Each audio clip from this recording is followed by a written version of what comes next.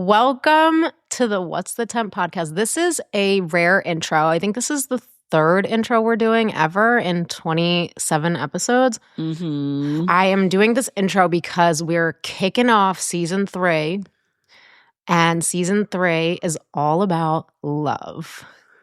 This is totally a Jen thing, as you guys can see, right? Okay.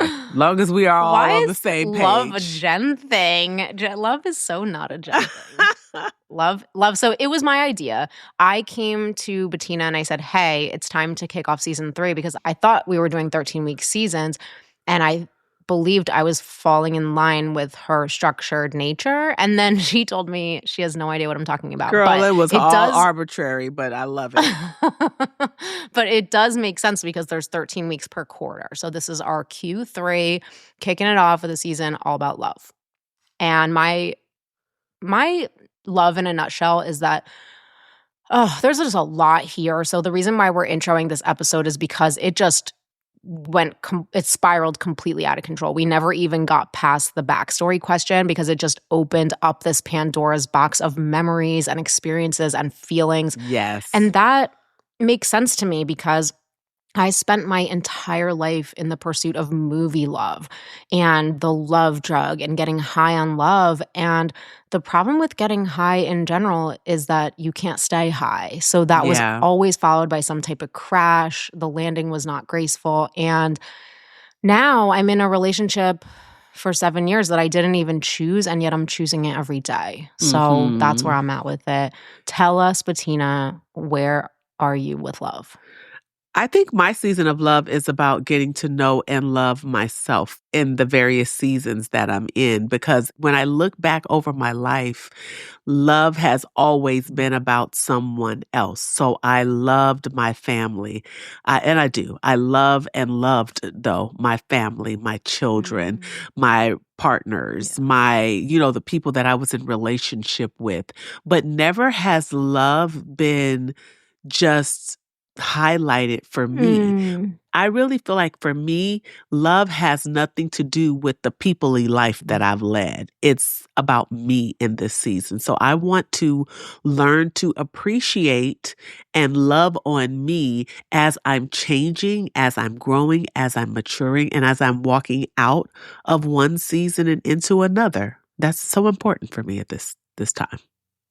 I love that twist on things, and we should all be in that place too. Yeah.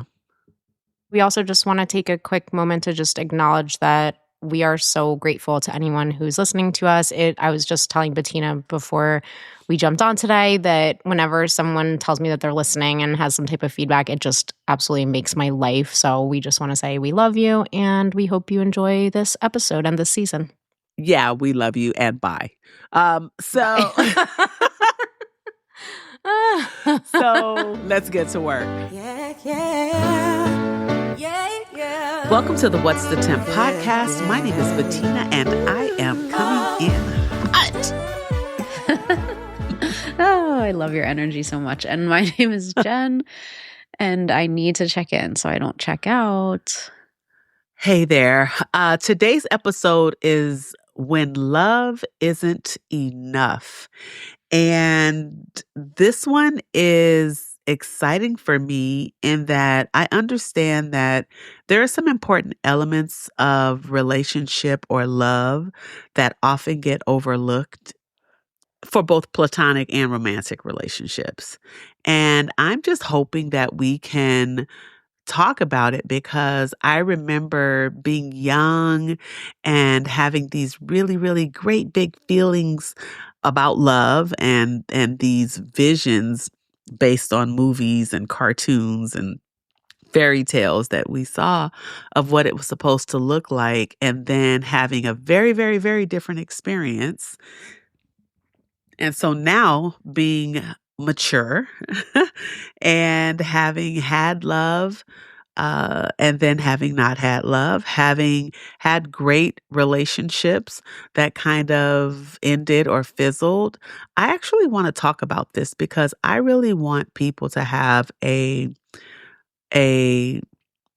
right expectation for love and even platonic relationships that's more than the emotion of it all. So let's talk about it. Yeah, when you said movies, I was like, yes, movies really imprinted upon me a way that romantic love was supposed to look. Mm-hmm. And it really distorted my expectation for how much work was going to be involved, because it does often start like that. It does start like movie love, but then eventually you have Mm-hmm. to land. I don't feel like I was fed any images of what the landing looks like. Yeah.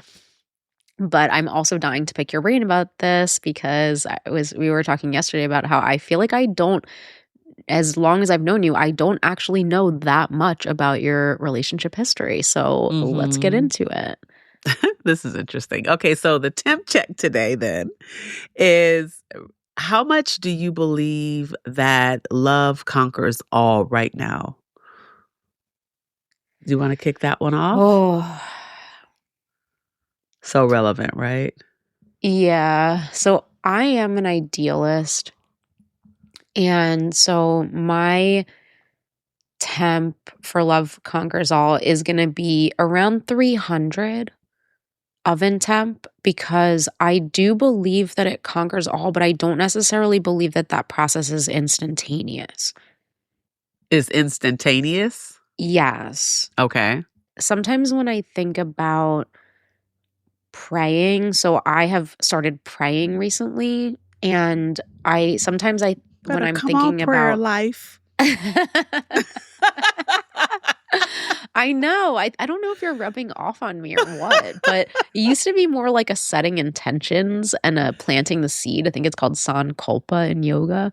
Uh-huh. But now when I'm thinking of it within the God framework, so I shift frameworks a lot, but when I'm thinking of it in the God framework, sometimes I feel like I'm leaving God a voicemail. Like I am That's saying, cute. yeah, like I'm speaking and beseeching, and then I always add at the end, if it be thy will. I was just really trained into that by the current framework I'm operating in. Is it's not that you pray for yourself, it's you are praying for what you think is what you want, or what you think is best for other people, depending on the context. But you always add, if it be thy will, because ultimately you're humbling yourself to say, I don't know what Yeah. the outcome should Yeah. be. So it's not ultimately up to me. I'm putting it out there, I'm putting the energy out there, but I'm also displaying a level of humility and openness.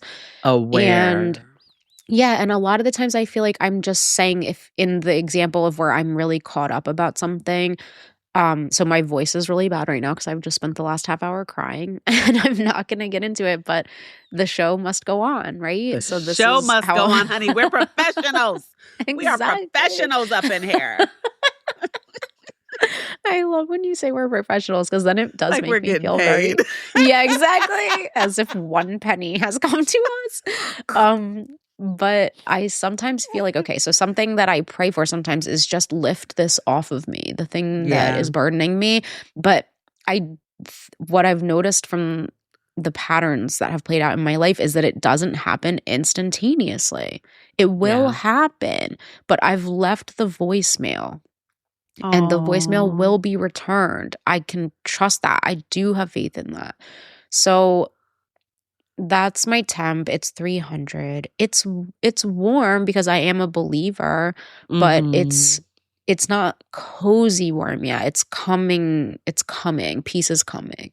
But I do believe that love conquers all. But I also do believe, I guess my hook is that love is a choice. It's not Yeah. something that is out of Definitely. your hands or something that comes and stays. It's something that you have to commit to every single day. So Yeah. let me leave it there and turn it around to you now that the cat's out of the bag. That I was like, should I pretend I'm sick? And then I was like, oh wait, I just say everything that comes into my head. No, The we just second it tell the happens. truth on this Yeah, I can't podcast. do that to you guys. I've been crying like hysterically for a half hour.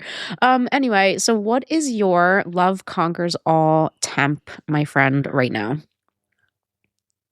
This one's interesting for a different reason. So it seems as if, getting divorced and things like that, that I would be kind of jaded with love.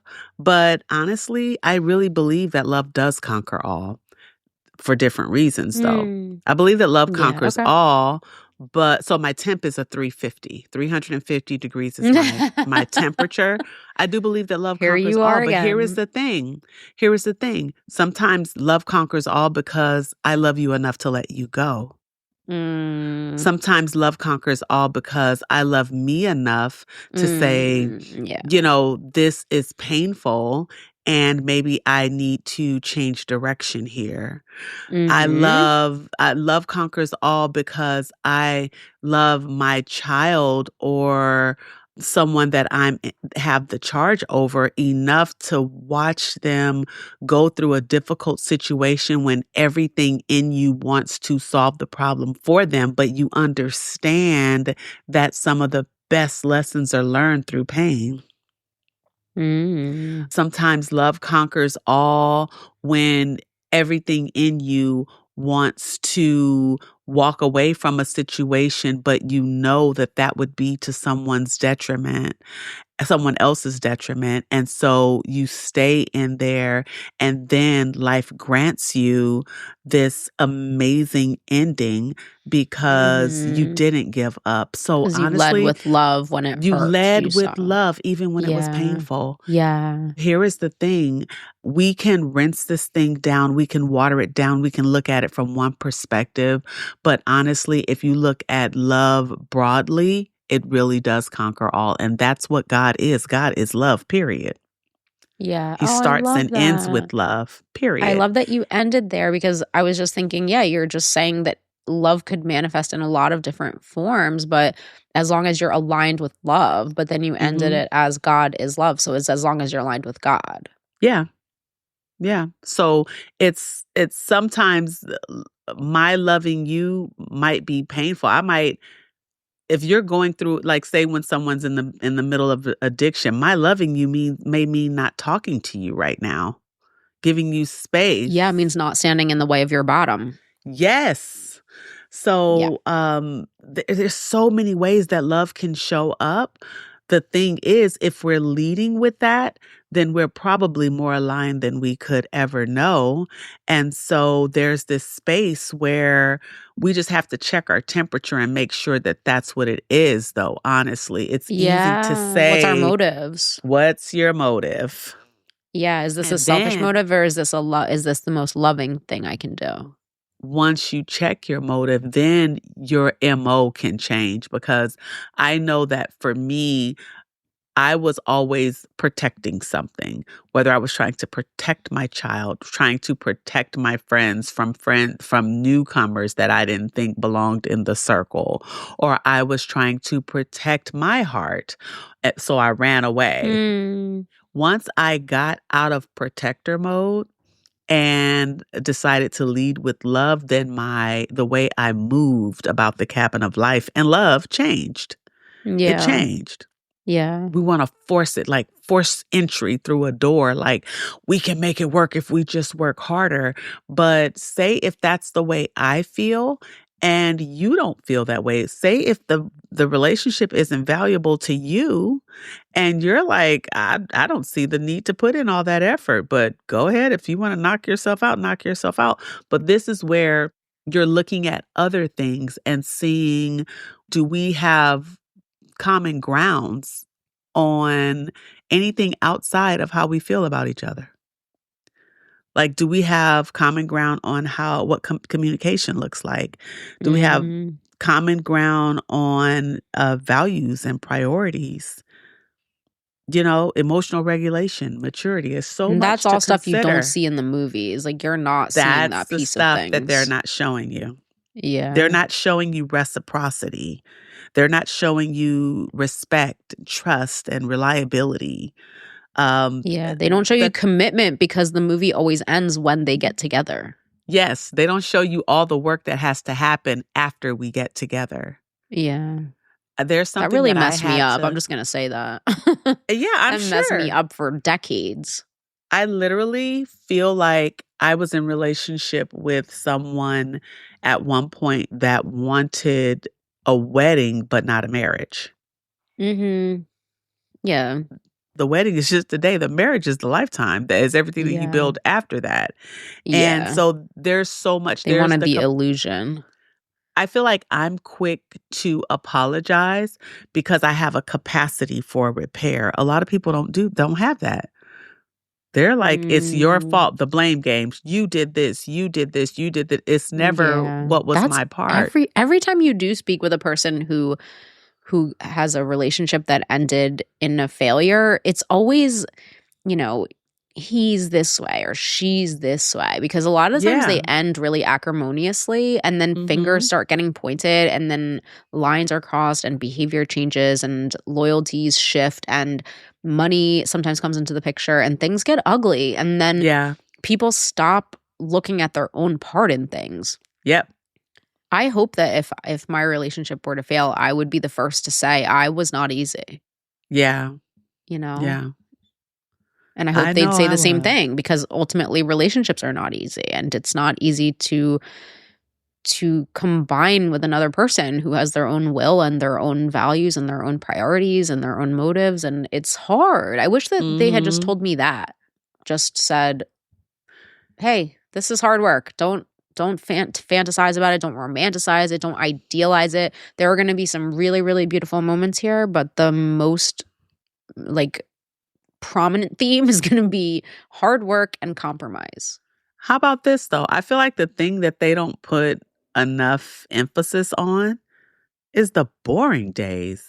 I look forward to The having boring days, mundane. the mundane, the I know. The days that we're boring days in are kind of the best routine. days, though, don't you think? Like I the think so. everyday. If the I mundane is think the so. everyday is the thing. Like, yes, Yep. sometimes you get to go to a wedding, sometimes you get to go on vacation, but that's like 1% of it. The Yeah. everyday is the 99%. Yep. You better like that S- every day. Otherwise, what are we doing here? What are we doing? Yeah. And if I'm looking at you and going, ugh, this probably isn't the This situation for day us. is terrible. Yeah. I mean, if it's like this day is terrible, but then that's every day, that's no good. Yeah. So I feel like love does conquer all, but I feel like we have to be careful who we're loving. There's so many other pieces before you get to the point of love. There's so many other pieces that have to be taken into consideration that it's not even funny. And I think that that's the part we're not taught. That's the part the movies don't teach you. And then a lot of times parents or adults around you don't have the language for that. Some of them, you see people that have just had amazing relationships, or they've just weathered every storm and decided to stay together. Right. One of our People who are just family, resigned to stay in a failed relationship. yeah, one of the friends to our family, the husband just recently died. They've been married for 40 some years. He's the only person she's ever been with because they literally met like in middle school, I think. Got Mm. married like right out of high school. They've been together. They've done everything together their whole lives, and he just passed away. And I have my heart just goes out to her because how do you make up a life after that? Like this is the 40 some years The of your only thing life. you know. This is Yeah. all The you only thing you know. know. Because you were a child previous to this. Yes.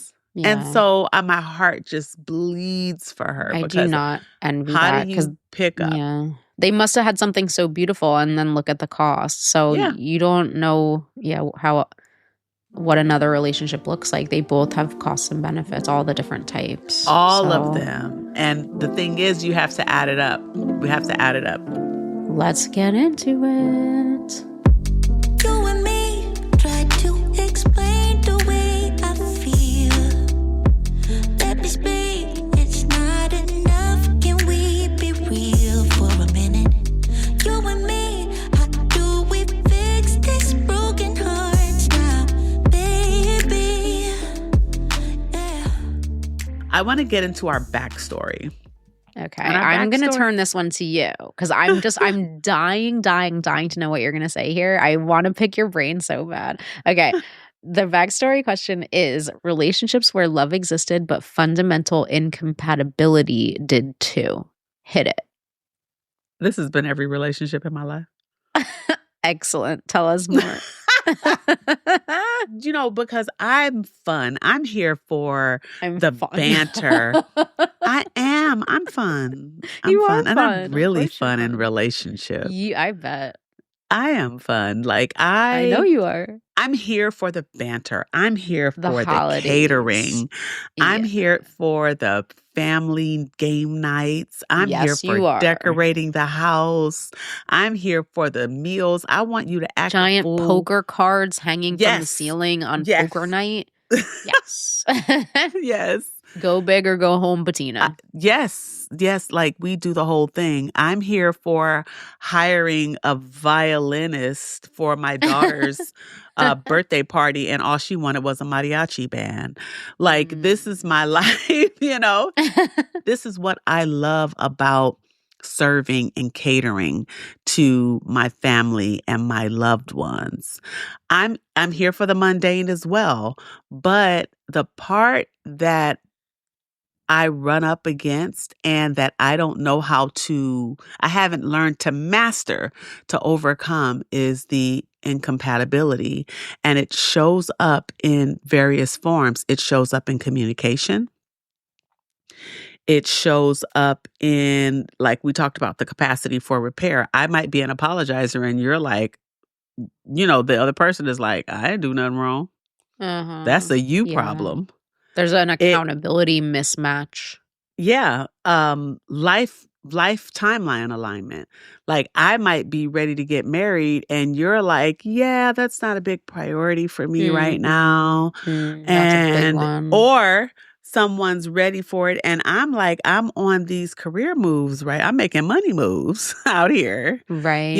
Yeah. So when I talk about this incompatibility, it has many forms. It shows up in conflict resolution. It shows up in child rearing.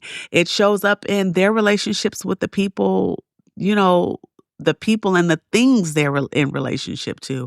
I've been in relationship with I was in relationship with a person that wasn't gay, but enjoyed the company of his friends more than the company of his woman. Really? Tell us more about that. So it was just one of those things where I'm here for the hangout. I'm here for the, I want to, be with them. You're great.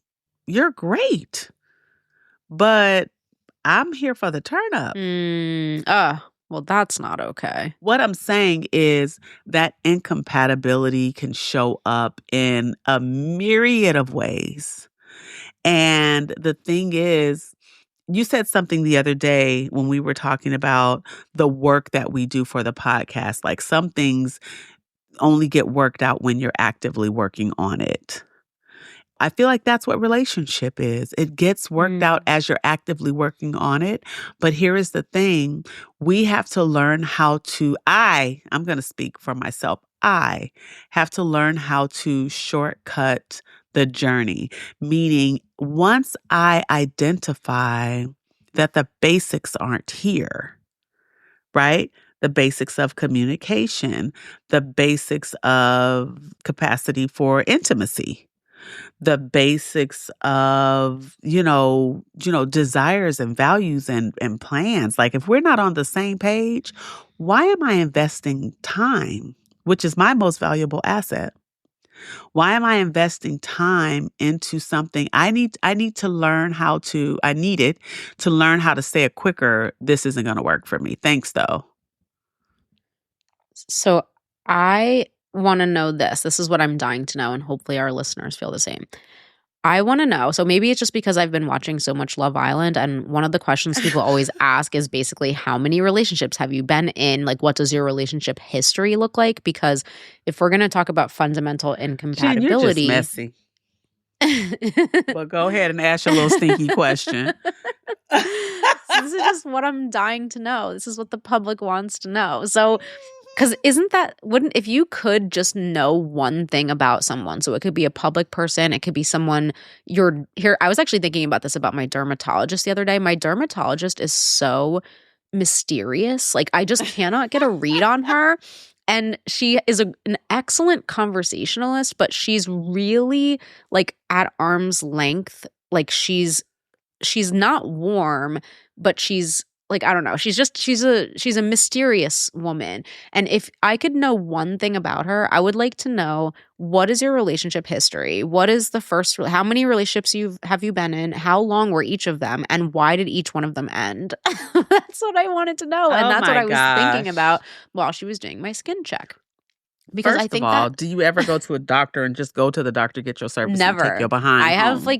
I have such a fascination with breaking social norms and also wanting to probe into relationships that are meant to be professional, because I have no interest in professional distance. Like, even this is why I can't actually work at a job, because when I get on the phone with anybody, and this is also why I'm not client facing, I just want to know what's going on in their personal life, and I have Hence no our ability. relationship. I just have no ability to keep it surface level at all. So I have no business being involved with anyone in a professional capacity. Even the woman I work with at work, who's the like controller, we are literally best friends. I know everything about her. It's like, you know, I only have one mode, and it's let's go deep. So okay, so let me try to that's get what I this want to know. succinctly. Give us the arc. Because what was the I fundamental want you to remember incompatibility? from 2000, I want to say everything starts when I'm like in my late 20s, early 30s, because you got to remember that's my reintroduction into my family. So from there, my focus was on my children. So I didn't really date. Like, I had encounters. I didn't date really because my focus was on, I had kids in high school and junior high. Yeah. To me, you can't bring a man into that. But can you take us to that one too? Because I don't want to, if you don't want to, it's completely fine. But the formative relationship. So my first relationship is what shaped me, because I chose somewhat of a wild card, and it threw me for a loop, you know? So like, I feel like for so many people, like some people decide never to date again after their first relationship. So with your first relationship, I know you said the sun rose and set over this guy, and you were very, very, very young. Yeah, because he was the first. You know how that was. Yeah. It was like, so everything what was the was first? so big. The first is, I know, because you're a teenager. Everything is That's so the one I big wanna because know you're a about the teenager. most. It's your first intimate encounter. Yeah. It's the first You're time hormonal as heck. Yeah, and it's the first time you've been touched in places that, you know, just have never. So it's like, what? It's like shooting stars everywhere. Yes, It's crazy. everything, and nothing every single can ever time. compare to that, and it mind f's you. I think for me it did. And anyway. then you have the Pepe Le Pew heart eyes. So I can't see you as you. No, I see you through Your literally dream. rose-colored glasses. You're like, the I have. movies. Your I'm movie looking love. at you like Pepe Le Pew. Like, Yeah. I'm looking at you like, give me more. You know, nothing but death could keep me from it. And so I was that girl that was You were 16 when you met him, or 15? No, I've known them since I was like in the second grade. What? Oh, you had that. His sister middle was my school or elementary best friend. Yeah, his sister was my best friend. Was he older than you? I was always at their house. They were always, or younger? Yeah, like a couple years, just a couple years. But the younger sister was my best friend. And so we were always over there. They were always at our place because was it they love had a at lot of first kids. sight? Like, did you No, always have not a at all. crush He on was him? very unattractive to me. But I used to be like, your brother ugly? And she used to be like, yours too. You know, that's how we were. Because you were still young enough that boys have cooties, probably. Yeah, exactly. I was a kid. Okay. He was the first person I kissed. So it was like, when he kissed me, it was like, all that ugly went away. All that awkwardness. You know how when boys are teenagers, it's like, they have big ears, big noses, big lips, big eyes. Everything their voices is too big are all because they're weird and up and down. Voice and is weird, and they walk funny. They're Everything gangly, is awkward. Feet are big, hands they're not are big. inhabiting their bodies yet. Yeah, and they don't know how cool they are, so they're just awkward. And so, but it was like when we first kissed, all the awkwardness went away. Honey, melted he was a away. superstar. You know, so it went from that to that like instantly for me. Okay. And then it was like this love affair. Meanwhile, I grew up in a Yes, very that's why I'm strict. surprised you slipped out long enough to get your first kiss, because you told Girl, me please. they I didn't didn't even let sneak you go out. places I overnight. snuck him in. Oh. So my mom had a routine because she had a house full of kids. We had a big house. She had a house full of kids. She worked, she went to school, she went to church. And so, but we had chores, we had to be in bed at a certain time. We had a very structured life. So she would cook our food or I would cook food, and the kitchen was clean before we went to bed. Everybody had baths, everybody had our school clothes laid out. Like we had a very structured, Yeah. very routined life. Yeah. I knew her structure, her routine like the back of my hand. So did he. So I would sneak him in the house. Wait, but Our why were house you was sneaking him in the house if he was all gangly and stuff? You had some type of curiosity about him, even though you thought he was ugly? yeah, I mean, girl, please. Like like I said, once he kissed me, once we touched like that, But how'd you he get, was why, like, what was the tipping point that you wanted to I sneak him don't in? remember, girl. I'm 53. I don't remember that. I just know it happened. Details. I need the You details. need the details like Judy Blume. I don't have all that. I tell you what Okay. though. I tell you what. Everything skips from he's unattractive when we play video games, and he and my brother were best friends. I was best friends with his sister, and so it was just like we were hanging out kids. It wasn't anything Yeah. like that.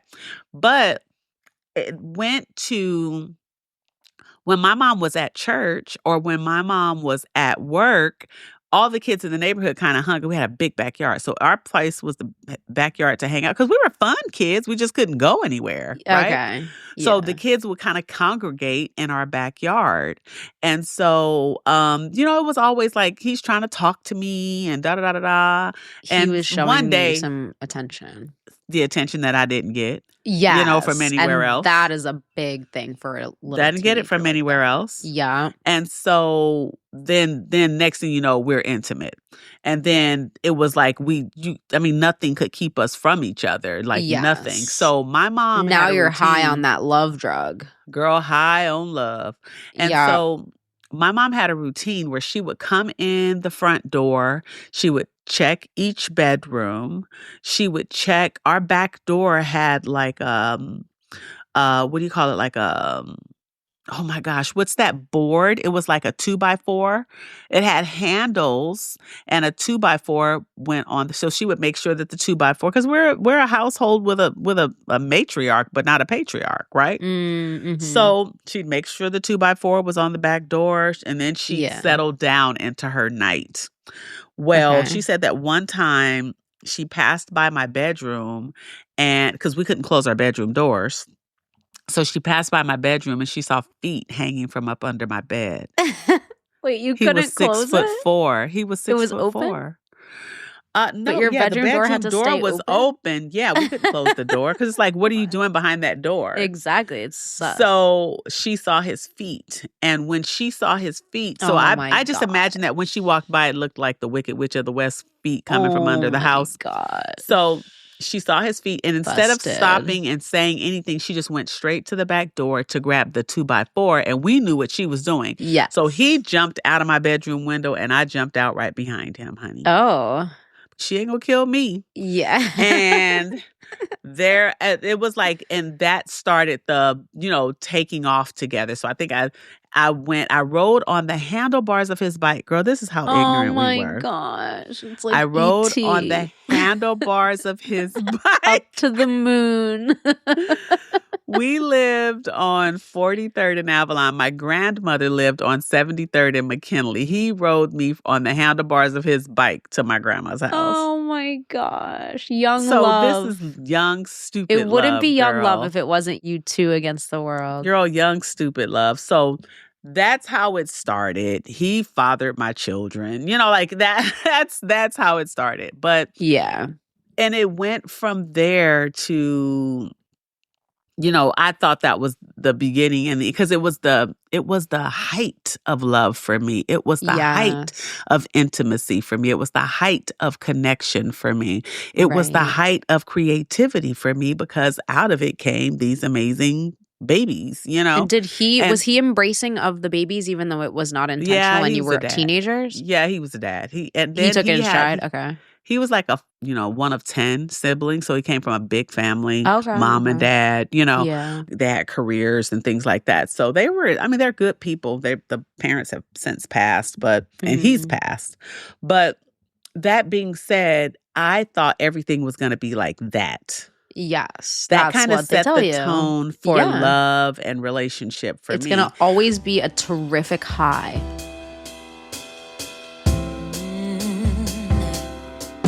Oh, I'm slipping away, so don't let me go. Nah, nah, nah, nah.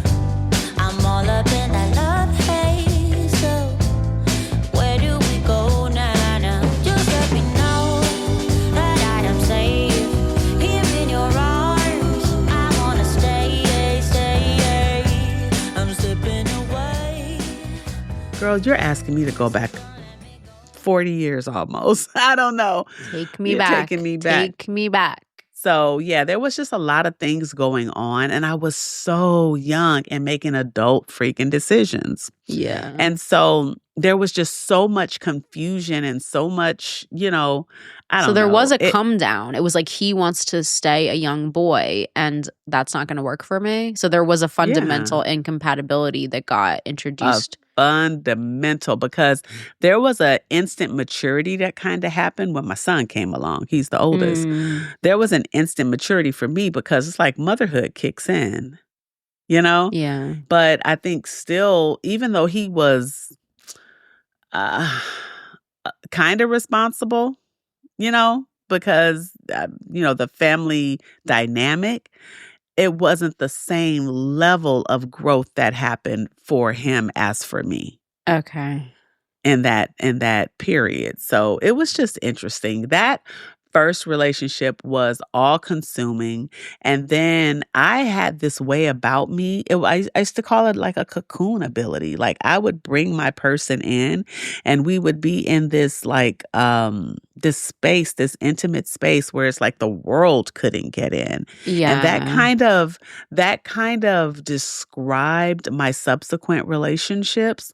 But then it's like that's great. And then real life kicks in. And then what happens? So it's like there's this place where so imagine two people sitting in a club and there's all the lights, there's the dancing, there's the noise, but these two are communicating in a way that they understand, they get it. They may not be able to hear each other, but I understand. They're in the right? cocoon of love. It's the cocoon. Yeah. But eventually we have to get up from this conversation. And then what happens? Or we have to get up out of bed.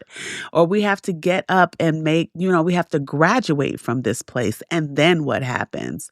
And that was the part that I feel I didn't become great at. And I felt like I became great at it as an individual, as a mom, as a, for myself, but not in partnership.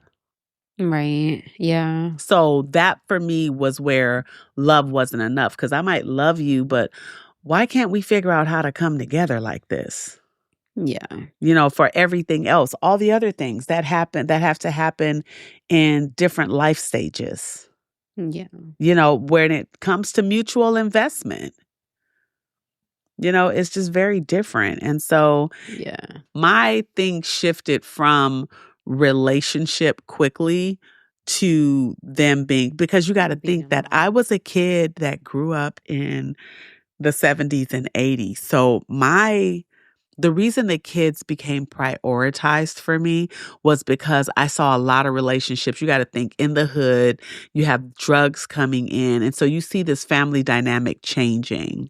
Everything, like you saw people that were great parents, great providers. And then you saw their whole household crumble because of drugs. And so it's it was just heartbreaking because it was like, oh my gosh, why weren't the kids enough to keep you from Oh, question of the trying century. I that? know. I know. You know? But And the so drugs hijack it you, you know. did. And so for me, I just wanted to prioritize those kids. Yeah. And then my life just took different detours from there. So when you go into relationships after that, my kids stayed my priority pretty much until they were out of the house. And it wasn't until then I started taking relationships seriously. Like, okay, now I'm ready to get married. You know, Okay. like for real, ready to So get let's married. start at the restart then. I'll stop torturing you about your teen years now. Skip ahead. Life event, if anyone's curious, hit up episode 3, Spreading Clarity, or episode whatever that was.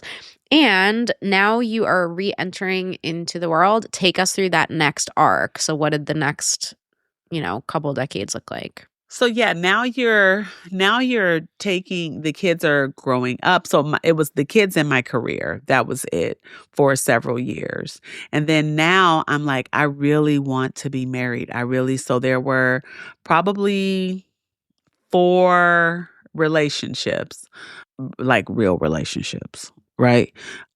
One where, like I said, the issue with my career, he wanted a wife that was dependent on him because he felt like what he had to add was his money. He didn't feel like he had a lot to add outside of money. I remember asking that guy, I said, if you didn't have money, how would you love me? He said, I probably wouldn't. Really? He just Because said he it felt just like straight his up. contribution, and that was so heartbreaking to me, Oh. because he felt like his contribution to the relationship was money. But I had a career, so that money doesn't mean anything to me. That's a very old school mentality. So where did you meet this guy? How did you find the first guy out the gate? How did I meet him? Out with my friends.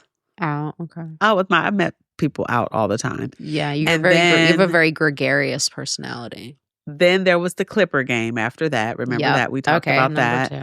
Wait, so did that when the guy said, I just wouldn't love you unless my contribution was money, was that the nail in the coffin, or how long did that one go on? No, it kind of went, we were still trying to figure out how to build from there.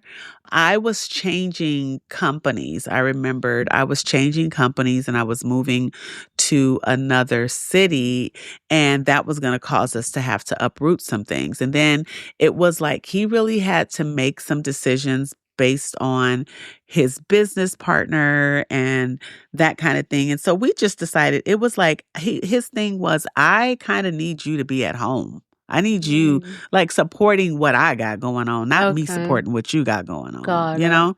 And that just wasn't an opportunity. That wasn't an option for me. So as Harper, that was the one that I told you it took me a year to get over, because and I felt like, now in hindsight, I felt like I wanted the family more than I wanted him. He had a great family. It was that first one out the gate was the one that you finally got your heart broken in your 30s? Yeah. Really? Yeah. Mm-hmm. Oh, I didn't know Mm-hmm. that. So then after that I told you Clipper game, and then that one went from 2006 to 2011. Yeah. And then after that was Homemade Sin.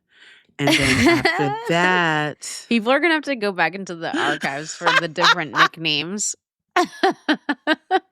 Homemade Sin is the best. Let's link to the show notes just in case anyone missed the group dynamic in the bedroom story. Yes. Okay, so then that was that. And then after that, it was What Became My Husband. And that was 10 years. Okay. So were there any common, when it comes to what was the reason for the demise of each one, was there a common denominator, or did they all end for different reasons, or were there any through lines for why these 4 didn't pan out? Good question. I felt that they were all pretty much, first of all, I always had a great knack for picking great guys. Let's start right there. They were not, you know how a lot of women be like, oh, this guy beat me, and oh, this guy talked bad to me, and oh, this guy cheated on me, and oh, this guy, those are not my stories. Okay. That's interesting because you didn't, because if in your first one you were cheated on and you just were like, and that's not for me. And then Not you for just me. picked really committed, great guys from there on Yeah. out. That's Yeah. not that typical necessarily. Yeah, no. So that's interesting. Usually it's a pattern, but okay, you broke the pattern. Great guys. Definitely. I had to. Yeah. Because it was like when you're growing up in the hood, you kind of date hood guys. But then Yep. you realize like, and here's the thing. What I was into, hood guys weren't into.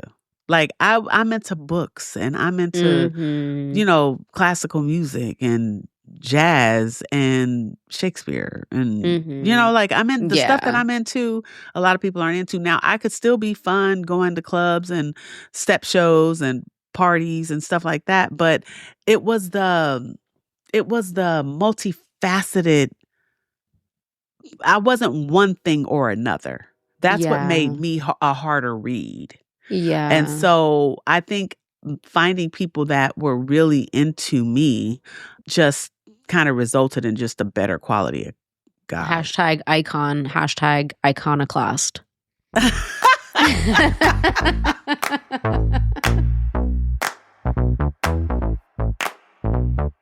Honey, I got what you want. Give me all of your love, 'cause it's burning hot. It's what you do to me, babe, I can guarantee. Honey, I got what you need. Under the night sky. So, yeah, but I feel like the through line was there was always something. And I feel like my thing was, I think I felt like I was on a timeline. Like I said, the first guy, I wanted to get married, but what he wanted me to give up to make that happen wasn't going to work for me. Second guy, I wanted to get married, but the timing was just off for his life. Great, never had an argument, all of that, but just the timing was bad. Third guy, what he was into, I just wasn't into. I wasn't open to. Yep. And then the fourth guy I Not married. for me, buddy. And that was kind of the thing where I just kind of felt like we were just off. I think we Yeah. wanted the same things. I don't know if we had we shared the same idea for how to get there. Yeah. Or the same timeline or the same motivation level. Work ethic, Yeah. all that. So it's interesting, but all that to say is I loved each one of them, but it wasn't enough. Right. It wasn't enough. And so that's where the incompatibility comes in. And the thing is, when you look at those things, you're looking at from 22 years between those four. That's 22 years. That's a lot of time. Yeah. So if I could give anything, the only thing that I would change is, you know how we talk about frameworks a lot on this podcast. We talk about frameworks a lot. And the only thing I would change, if anything, would be to have a framework to notice where other like the emotional, even sometimes the sexual, all that other stuff, those things you can be compatible in some ways, but in fundamental incompatibilities, if they show up and if you see them early, or be able to detect that they'll show up earlier, then you can save a lot of time, a lot of heartache.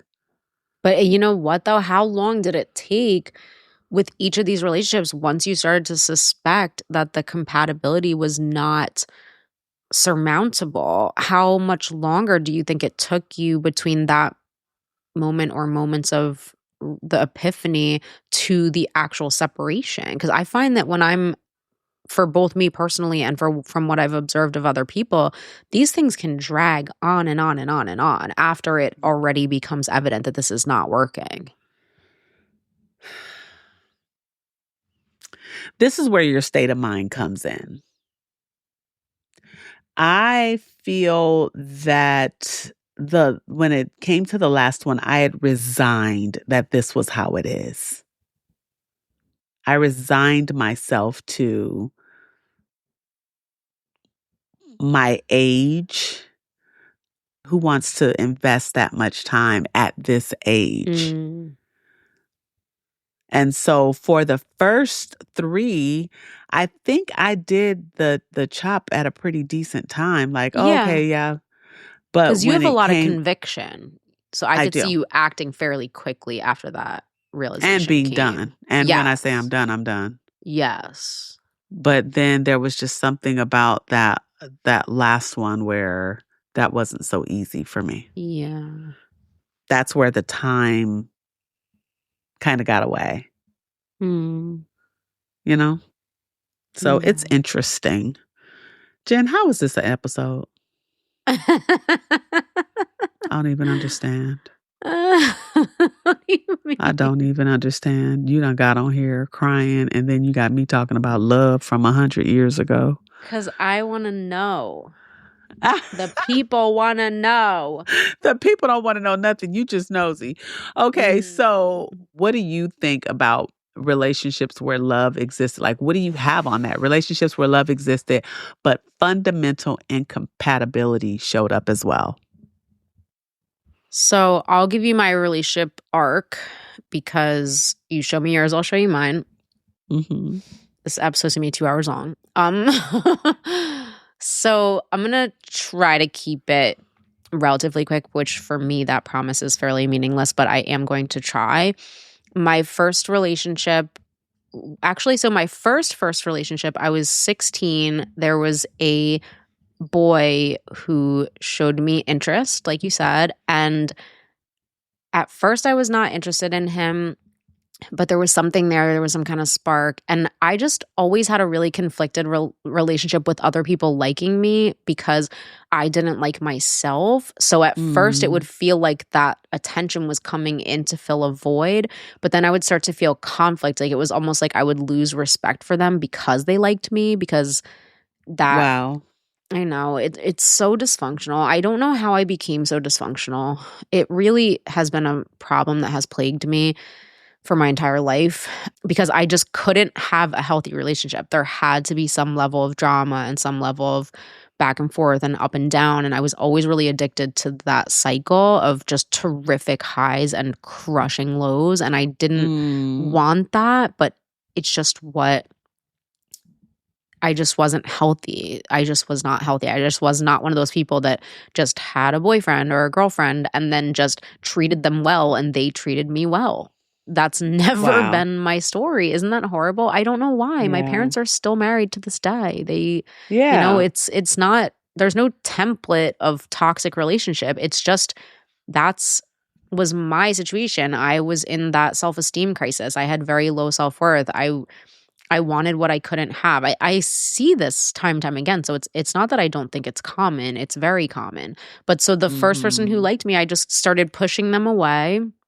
He embarrassed me. He was a really living out loud person, and I was really sensitive to how I came across, and he was always just acting really, really wild in the lunchroom, and he was making people laugh, but he would like take his shirt off in the middle of the lunchroom and stuff, and I would look over and I would be mortified because I was a 16-year-old teenager who was very preoccupied with the way people saw me, but he was actually this really special guy. Like he introduced me to Ani DeFranco, a boy. He was like, you've got to hear this song about abortion. Like, he was so cool. Wow. He was so cool. He used to record Sex and the City on VHS for me because I didn't have cable. I will always love that boy, that man, always. So he broke up with me because I was a sanctimonious a-hole. I would take his cigarettes. I was such a goody two-shoes at that age. This is prior to getting involved in more debaucherous behavior. I would take his cigarettes and I would just break them in half and throw them on the ground. And it was just obnoxious. And he just eventually got sick of it. Like, I was really uptight. I was really judgmental, and he embarrassed me, and I was trying to put the reins on him. And then he basically just said this relationship lasted all of 2 months. But when you are in high school, that 2 months, like, this was the age of landline. So it was like we would be talking on that landline from the second we got home from school until dinner time, and then we'd hop back on after that. Like, lifetimes go by in 2 months when you are in high school. So He called me one day and he told me that he was actually, it's funny, he told me he was depressed and he just needed to be alone, basically. So I think he was just trying to let me down gently. I know he had a very artistic temperament. He was an actor and he wrote poetry and stuff. He was so cool. Mhm. So I was devastated because I was already heading for a breakdown. My mom even let me take a day off school because I just needed to cry in bed and die. And I was writing poetry about tears falling on a coffin. I remember I probably still have that my horrible poem gosh. somewhere. I know. I was so maudlin. But also, it is worthwhile to say that prior to that, I was really, really obsessed with this guy who was really emotionally abusive towards me. I think I've mentioned him before. He used to tell me that basically if I died, he really wouldn't care, but he would have been there for the other people that needed support. He was a snake, this guy, but he presented as friends with all these women and really kind and warm, but he was a sociopath, basically. And I don't use that word lightly, but he was horrible. And I was really in love with him. And he was also my best friend. And so he would call me and we'd talk all night long. But then when I would call him crying because I was upset, I was just really heartbroken all the time, he would just hang up on me. He was horrible.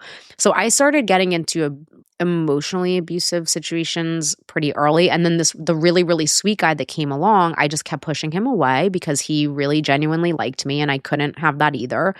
And then after that, I got together with my first girlfriend and she just love bombed the heck out of me. She was pretty soon after. So that was sophomore year. The guy I actually dated for 2 months. And then she came into the picture.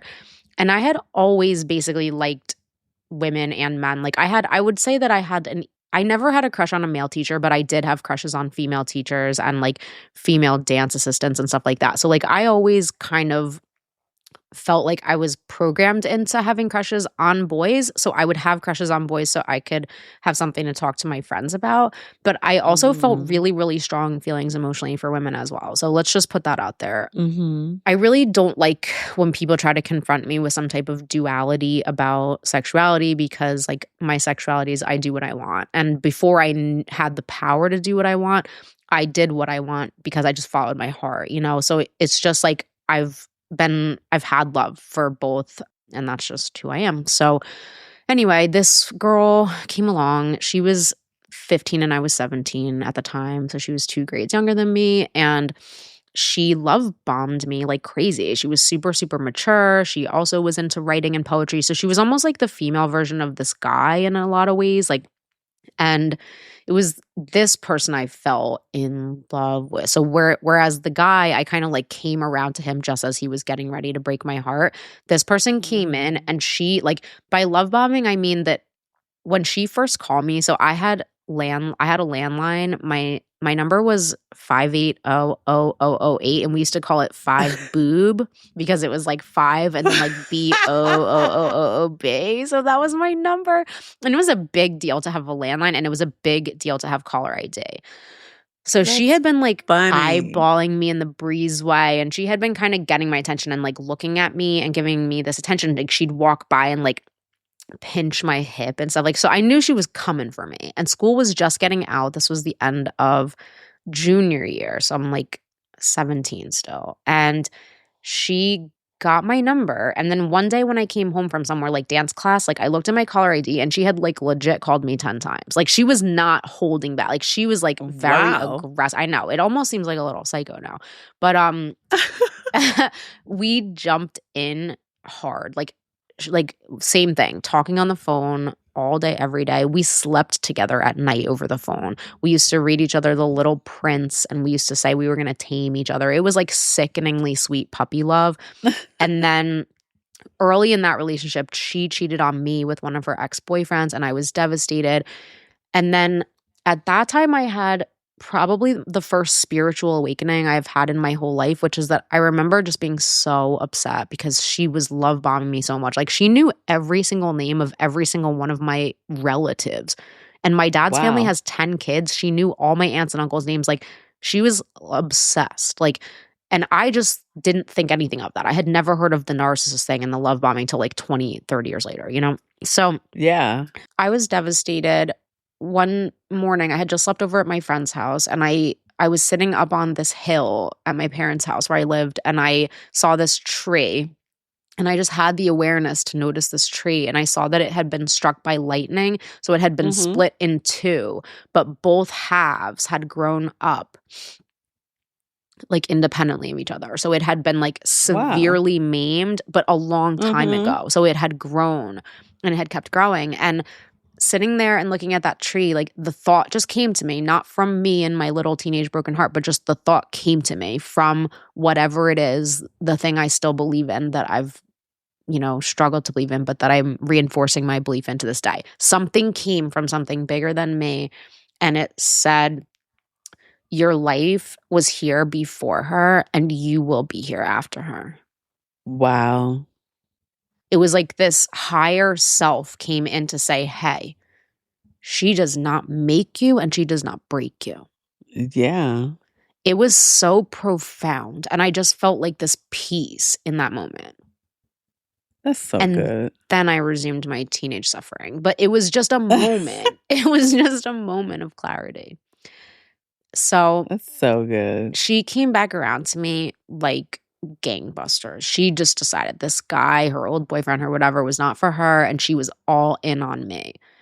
But part of it is that our relationship was never the same again. And part of it was that I could not tolerate someone who loved me that much because I didn't love myself. So I was always pushing her away. I know. I feel horrible about this because this is my part in this relationship, is that I just was not mature enough to put any work into it. I just thought my job was just to receive. I never gave her anything back. It was just like her being obsessed with me and her loving me. And I just was not treating her well, basically. And I just was so conflicted in my own mind. And so I was always suffering, and I had nothing to give, And it was up and down, but it's like it was very much puppy love, like how you were saying. Like for me, the sun rose and set for her. We would write each other notes in the hallway. I was so obsessed with her. So even when I would go into times of pushing her away, but then I'd pull her back in.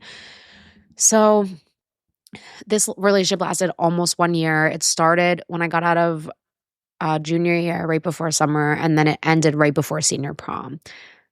She cheated on me with my high school teacher. I've told this story in a different episode. Yeah, I've told this story in a different episode. I actually just got together with my best friend from high school, and she was actually telling me a bunch of the memories that she had about this teacher hanging out with us, because this teacher hung out with high school kids. So actually, I had forgotten that. Weird. Yeah, that my best friend would have been party to this. Wow. My view of that was so skewed because I was reading it as we're all equals and I'm so cool. And I think I had already encountered, I don't know if I had encountered Ram Dass, where it's like everybody's just playing a role, but everybody's the same. I was very confused about it. I thought it was normal, know? So anyway, she was having sex with my girlfriend, and I had been also hanging out with them a lot. So we were all going down the shore, and I just noticed that my girlfriend was pulling away from me, and she wouldn't hold my hand in the car anymore and all this stuff. And but I didn't know why. And then it turned out I found that out. And then that was just the end of me.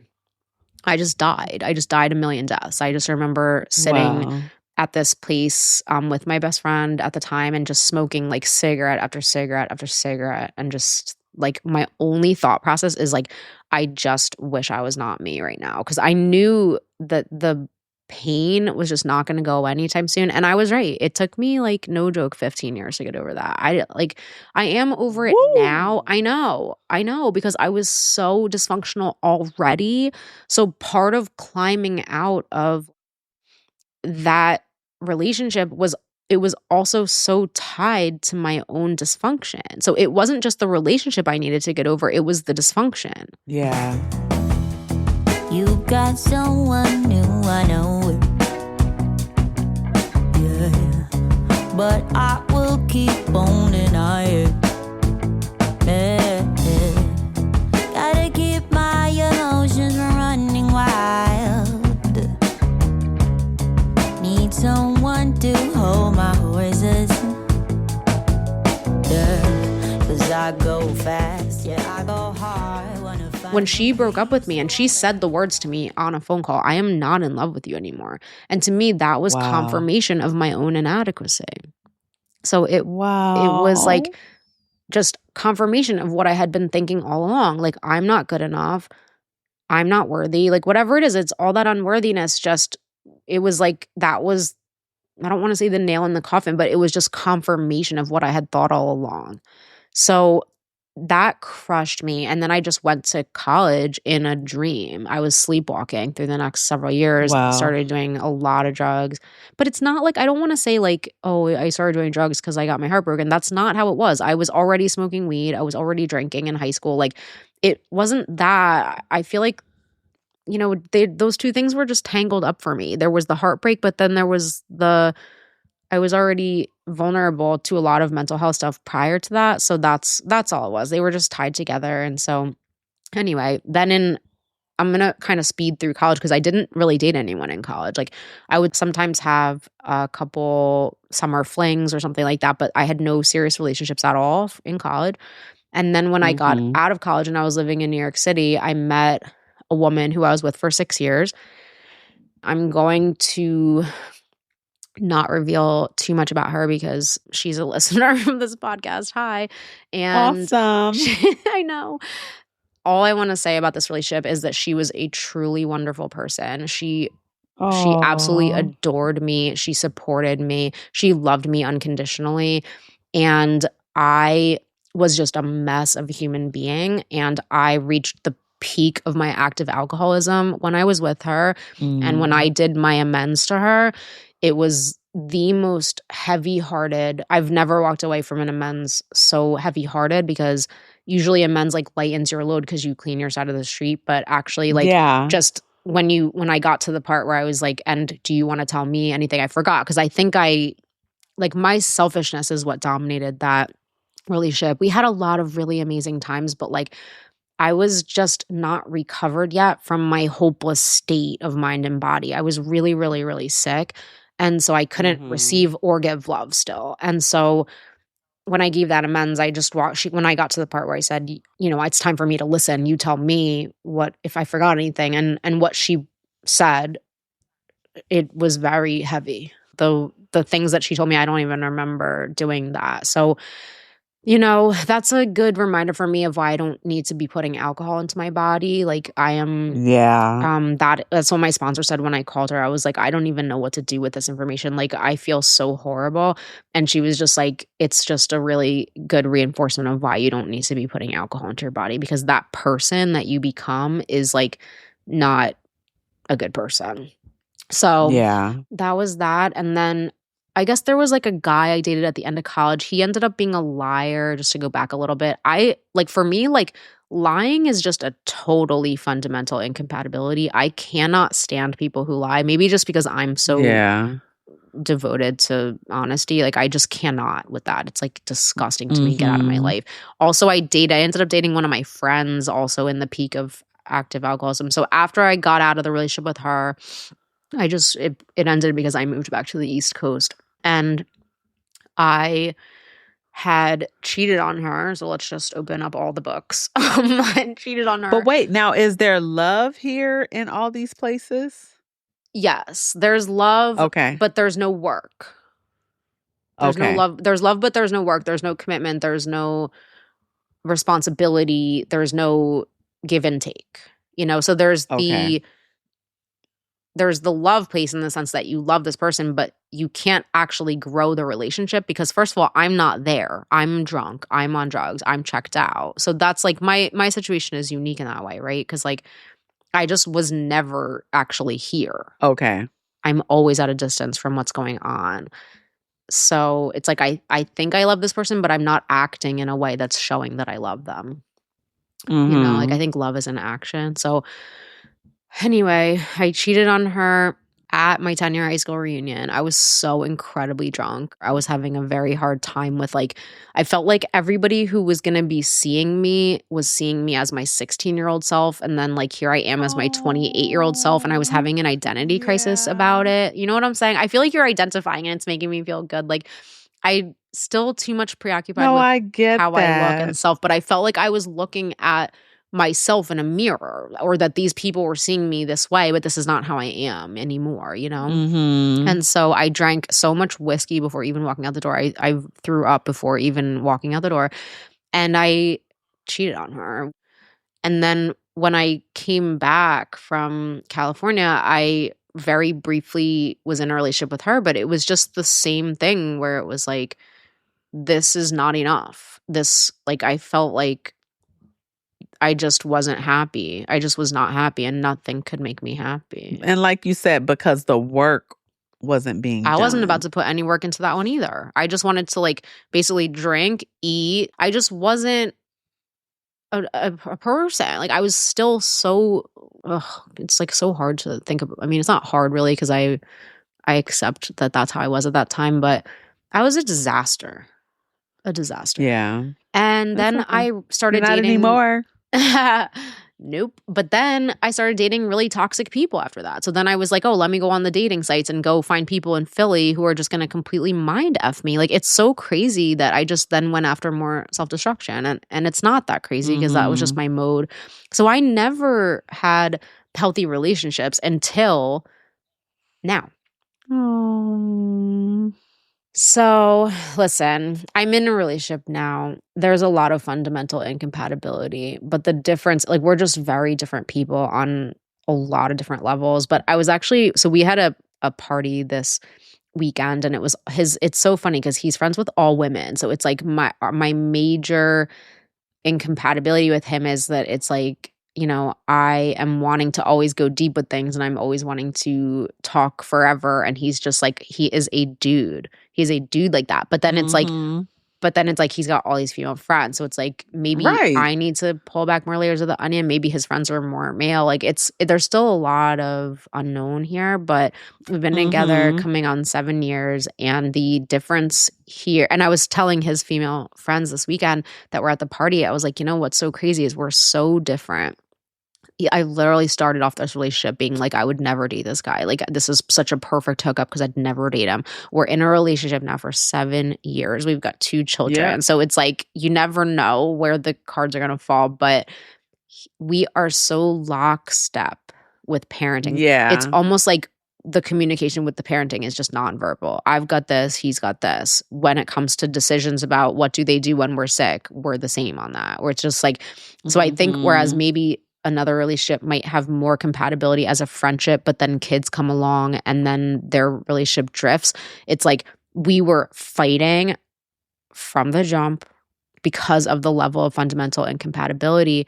But as far as love conquers all, maybe it does, because there is something about him, something really ineffable that I just found that I could never have. It's like not necessarily what I would have seen for myself, but I know in my heart, like, I freaking love this person. Like, he's so That's so incredibly good. special to me. And even when I hate him, I love him. Like, even when he's like doing something that I just find totally unacceptable, it's like there's just something about like his face, and there's something about him. So it's more like primal, the way that I love him. It's not intellectualized, and it's not what I thought I would have.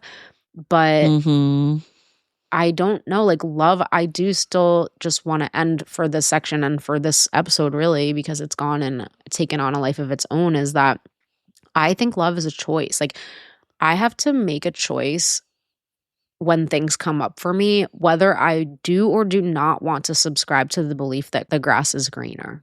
And that's all it comes down to every day. Because if I said, oh, I would be really better off with someone who I could have really great deep conversations with, then that would be 2 things. That would be part 1, deciding, do I want to believe that if this person came along, someone who was more of like had a higher EQ type of male or female or whatever, like, would that be better, or would the problem set they come along with, because everybody comes along with a problem set, be more or less fundamentally incompatible than the beast I've already been dealing with for 7 years, like mine and his, the clash between them. It's not just him. So it's like, so there's that. First of all, do I want to subscribe to that belief? Because that's going to stay unknown. So do I want to believe the grass is greener? And then second of all, do I want to take the risk to that what you're looking at with the greener grass is actually astroturf? Exactly. Or that I should follow it up with action for something that could end up being astroturf. And the answer in the second piece of it is no. I don't want to rock the boat. I want to love the one you're with, like Mhm. that's the thing Love is the like, one you with. yeah, so it's the commitment piece is I didn't even try to commit to this person. It was like we both fell ass backwards into this relationship in very early sobriety.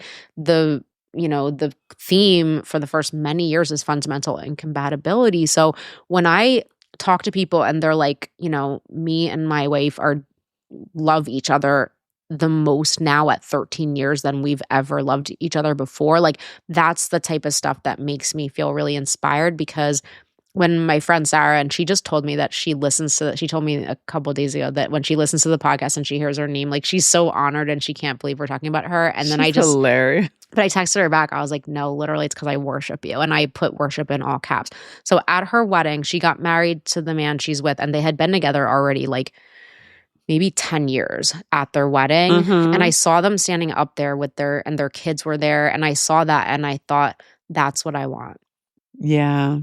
I want to get married and to be able to stand on the fact that we fought for this.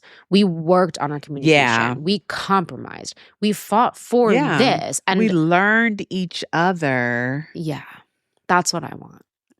And we became pliable for each other, moldable for each other.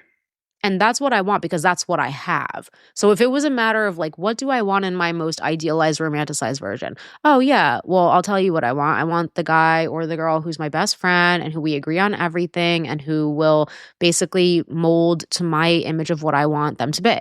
Like, that's what I want. But that's not what I have. So instead, I'm choosing what I have. That's so good. Well, listen, we're going to end this episode of took a What's turn. the Temp podcast. I don't know if this episode will ever see the light of day. If I have anything to do with it, I don't know. Come on, and I'm fighting for it. I'm fighting for it. I'm going to rip you out of your shell, kicking and screaming, and bring you into my tell-all book that I'm writing live in real time.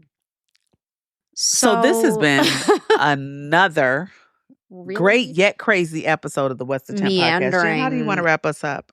If you're even listening to this, it means that something happened where I was able to wrench it out of Betina's death grip and release it to you all because she's saying no and I'm saying yes. But I think that I just want to stay open to the live experience of recording. And sometimes when you're doing things that are live, it takes a direction that you didn't expect and it just takes on a life of its own. And if you were to ask me, am I surprised that an episode about love would become so unwieldy, then the answer would be no. Because not at all. No, because all of our relationship to love is really, really profound. And, whether you're avoiding it or embracing it or in a toxic relationship or a healthy relationship, like it's just a really, really big part of life. So I hope that we do episode 2 on this or part B. And for now, I just want to say we love you all and have a great 24. Be great on purpose. Peace.